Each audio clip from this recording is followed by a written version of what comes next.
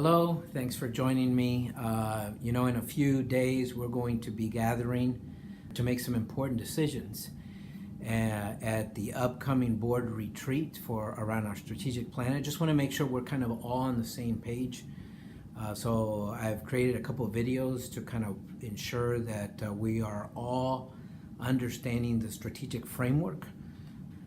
So first, thank you for your commitment to the YMCA and for your willingness to spend an afternoon with us. And again, that's on October the 16th, that's Monday, from around noon to 4 o'clock at Interact for Health. If you don't know the location or if you haven't gotten an invitation, make sure you connect with Heather and RSVP your attendance. Now, with this email, you should have received a copy of this document, and this is our Strategic Framework Draft 2.3 document that we've been testing with the staff.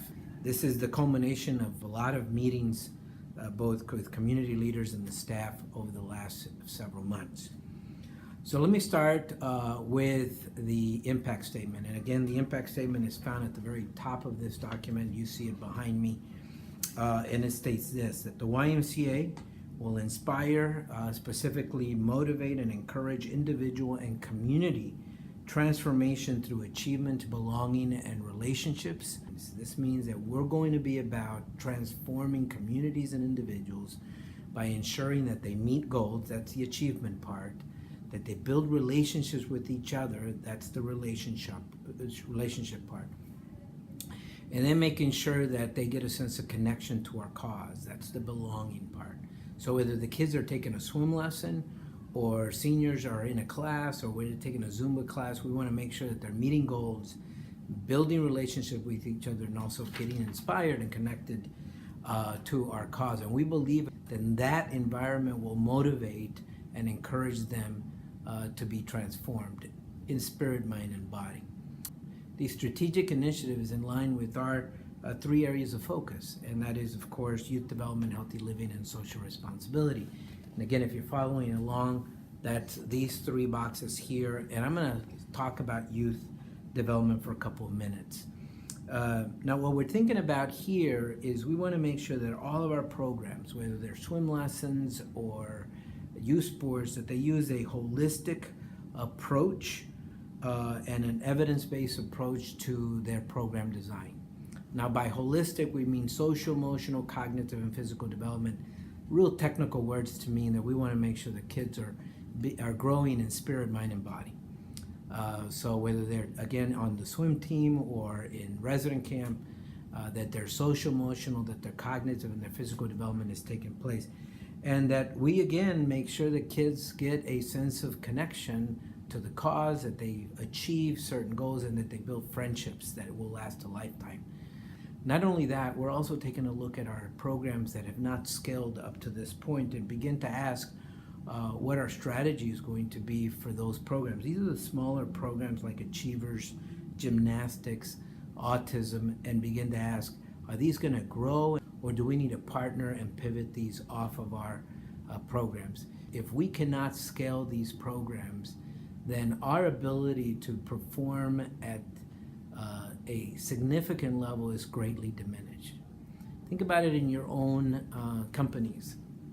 If you're doing a particular service or creating a product that is only selling a handful, at some point you have to ask, maybe we shouldn't be doing this at all. Or we need to get serious and say, how do we scale it so that we become experts and excellent in this one area? So we've already identified the 3 programs that we're going to be focusing in on: Achievers, Gymnastics, and Autism for youth development. Now, in the healthy living, you're going to see a lot of the same language. Membership and programs will use a holistic approach to helping adults reach goals, there's achievement, establish positive relationships, and get a sense or find a sense of purpose. For adults, we added this whole idea of connectedness through service, and that's that sense of purpose. And I'll talk a little bit more about that in social responsibility. And like with the youth development programs, we're going to have to ask some questions about the small programs and whether we're going to grow them. Diabetes prevention, Live Strong, and health equity.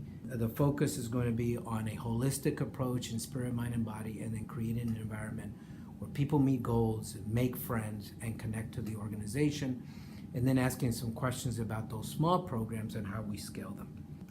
Now, as it relates to social responsibility, the wording changes a little bit here, but the focus is to concentrate at the systems level and provide leadership. Well, this does not mean that we're delivering programs. It means that we're sitting at the right tables. And you can see that we're asking these questions about early learning.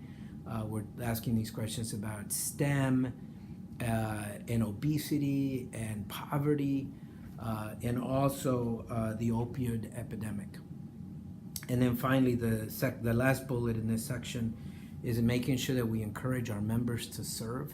And this is about getting our members not just as consumers of our services, but also engaged in our cause, engaged in our efforts to transform the communities and to transform individuals, particularly around volunteerism. We haven't outlined what that means yet, but this is kind of the framework we're thinking about. Take a look at the next video where we're going to unpack the organizational capacity building that we're going to need to be about to make these things possible. And then finally, the last video is going to talk about the different goals that we've begun to formulate, 2 under each bullet. Thanks again for your service and your commitment to the YMCA, and for joining us again on the 16th from noon to 4 o'clock.